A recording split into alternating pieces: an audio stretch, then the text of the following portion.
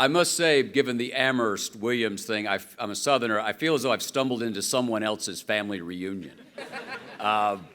And I think that when you stand here, and you all are about to be honored as well, and I think I can speak for Dr. Boyle and Dr. Susskind and President Martin as well, you begin to think that, yeah, maybe you are all those things. You know, maybe you are an important voice for this or that. And I was standing right here, and I was thinking, my mind went back, it's been 12 years ago now. I was on the Washington Mall at the National Book Festival. And I was on my way at that point to give my talk about Andrew Jackson. And a woman ran up to me, which doesn't happen enough. Or ever, actually. And she said, "Oh my God, it's you." And I said, "Well, yes, you know. Existentially speaking, that's hard to argue with, you know. I'm from Tennessee, so I have to leave the state to use existential as an adverb, so thank you. She said, "Your books have meant so much to me. My family loves them. Will you wait right here? I'm going to go buy your new book and have you sign it." And I said, "Yes, ma'am." And I thought, this is the way the world is supposed to be, you know. Hand to God, she brought back John Grisham's latest novel. So whenever I think I deserve anything, I remind myself that somewhere in America there's a woman with a forged copy of The Runaway Jury, right? Because I signed it, you know. I will tell you quickly the second part of that story, which is true as well. I was at that point writing a book about George Herbert Walker Bush, President Bush. It took me 17 years. It was supposed to be posthumous, but the son of a bitch wouldn't die. Sorry. Say, not gonna do it. That was for your parents, trust me. And for some reason, I was going to Maine, and it was just the three of us at lunch that day. It was President Bush and Mrs. Bush and me, and that was very unusual. Bush World was like a WASP Epcot, right? I mean, the Oak Ridge boys would be playing golf, Billy Graham would be playing tennis, Gorbachev would be making coffee. That literally all happened once. But it was just us. And I told this story about being mistaken for Grisham. And I will confess to you, my fellow graduates of the class of 2022, that it was an entirely transparent attempt to get either the former president or the former first lady to say, "Oh, you're so much more important than John Grisham," right? So I had cast out the bait for a compliment. And Barbara Bush looks across the table in that inimitable way of hers and says, "Well, how do you think poor John Grisham would feel? You know, he's a very handsome man." So it was a bad weekend. You're having a much better one. I am grateful to President Maud, whom I've been ordered to call her that, to the faculty and the trustees for their kind invitation to be here. I'm genuinely humbled to be here. If I may, I think I can speak for the other three of us with Dr. Susskind. So thank you for allowing us to be here. I'm a graduate of the University of the South in Sewanee, Tennessee. There may be one or two of you who don't know it well. It's best understood as a combination of Downton Abbey and Deliverance. But I'm a big, big believer in small liberal arts institutions. There have been Williams people in my life, Michael Beschloss, Mika Brzezinski, who rolls her eyes at me at 6:02 a.m. From the class of 1989. So I will presume to say that I feel quite at home. I know I'm the only thing standing between you and the rest of your life, so I'll be brief. Let's begin at the beginning.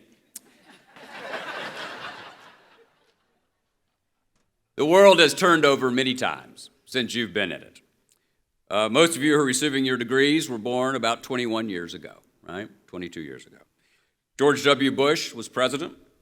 Donald Trump was a year away from launching The Apprentice. Gas cost $1.59 a gallon.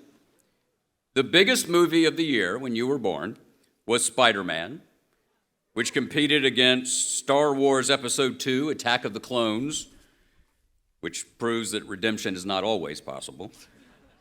The Lord of the Rings, The Two Towers, Harry Potter and the Chamber of Secrets, Austin Powers in Goldmember, My Big Fat Greek Wedding, and somewhat less grandly, Jackass the movie.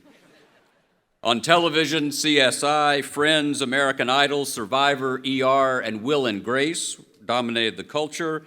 The Dow Industrial Average was about 9,000 points. You were beginning elementary school when Barack Obama became the first black president in American history. You were here when the deadliest pandemic in a century struck, and when a defeated president sought to steal an election, inspiring the first insurrection against our capital in the history of the Republic.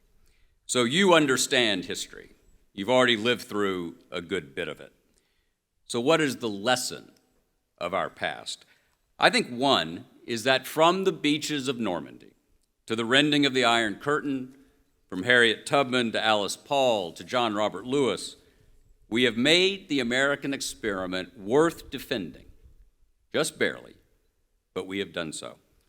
We're our best selves when we build bridges and not walls, when we lend a hand rather than clench a fist, and when we act out of generosity and not greed. In those moments, America gets much right.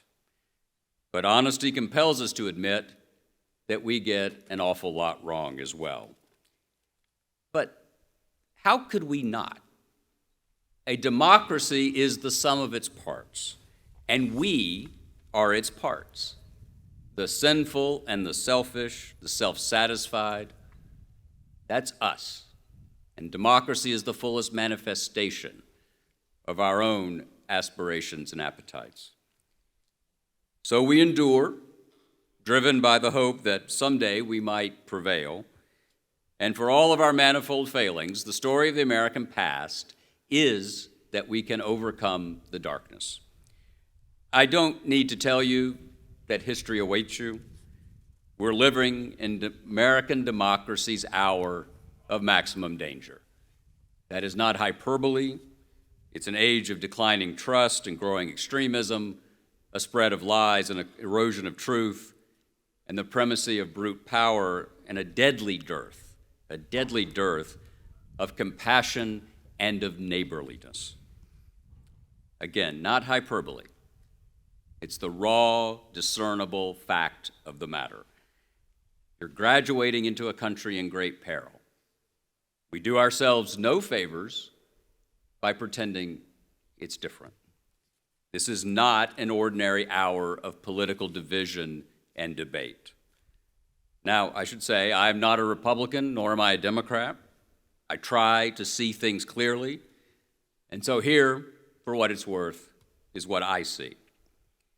Our Capitol and our Constitution have been stormed. Decades of precedent over the most difficult and personal choices a person can make are at risk. Many choose to support the indiscriminate deployment of weapons of war within a civilian population, enabling the massacres of the innocent in our schools and in our stores and in our streets. And the capacity of our institutions to address the future climate of the planet itself is, to put it kindly, the most open of questions. These are the facts of the hour.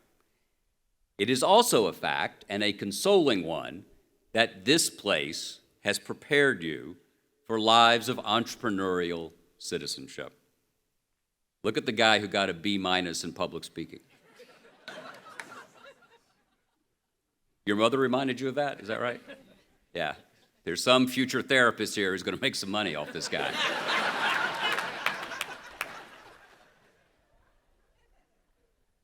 Take the extra hour. The faculty gets that, so that's good. Entrepreneurial citizenship is about a devotion to justice, to the pursuit of happiness, not only for yourself, but for your friends, your families, and your neighbors near and far, known and unknown. I want to emphasize this word neighbor. One of the greatest, now this is a small category, it's like 20th century French military victories, but one of the greatest tweets is that someone some time ago posted something saying that if Mr. Rogers and Doris Goodwin had had a love child, I would have resulted. I insist on taking that as a compliment. Doris was upset. She wanted to say, oh, no, we fell in love. I said, no, no, no. He picked you up in the C-SPAN bar. That's the way this works. Without understanding that we have to see each other as neighbors, democracy doesn't work. And you don't have to love your neighbor. You should. If everybody loved their neighbor, we wouldn't have had to have a commandment about it. But we do have to respect our neighbors, because that guarantees our own rights. Respecting someone else's rights is the fundamental covenant of democracy. The citizenship you have been prepared for has created great change in America. And it comes when creative and engaged people believe that they can bend that arc of a moral universe toward justice. But let me be clear. That arc will not bend if people do not insist that it swerve. That's the dialectic. If you remember nothing else, be a swerver. Insist, work, think. But understand that a more perfect union requires you, to see each other as fellow human beings and not as adversaries and enemies. The abolitionists who campaigned against slavery, the suffragists who fought for the ballot, the young who rose up from a segregated South to demand that the Jeffersonian assertion of human equality naturally applies to all, not just to some. These are your models. They swerved. Study them, learn from them, emulate them. Democracy only succeeds when we choose, and it is a choice, to give as well as to take. And the story of humankind from Eden forward is that we would rather take than give. Democracy, then, is forever vulnerable, but it's also, therefore, forever possible if we heed the lessons of conscience and history. And I think those lessons are these. From Seneca Falls to Selma to Stonewall, we have moved the world closer to liberty and away from tyranny. And the future belongs to those people in power and far from it who insist on giving all of us what Lincoln called an open field and a fair chance. And here's how I know the future belongs to those people, because the past belongs to those people. And if that seems overly grand or hopelessly gauzy, remember, flawed people, driven by appetite and ambition, seeking to be kind but subject to cruelty, they did it not so long ago. And if they could overcome, then we can as well. And in that history, I would argue, lies our hope. A couple of quick pieces of advice. Please, please, please, don't let any single cable network or Twitter feed tell you what to think. Think for yourself. You'll be delighted with the result.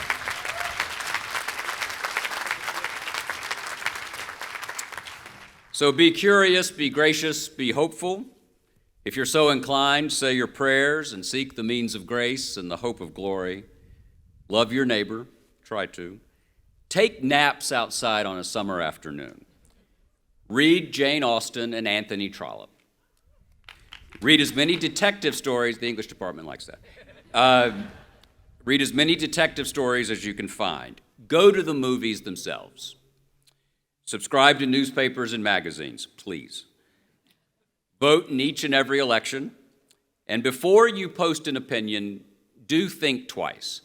Because just because you have the means to express an opinion quickly does not mean you have an opinion worth expressing quickly.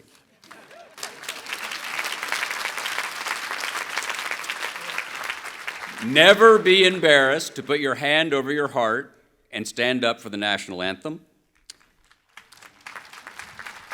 And this is an important one, and you're not going to understand some of the words I'm using. Write thank you notes on real paper. Now, paper, never mind. Try to look up from those phones.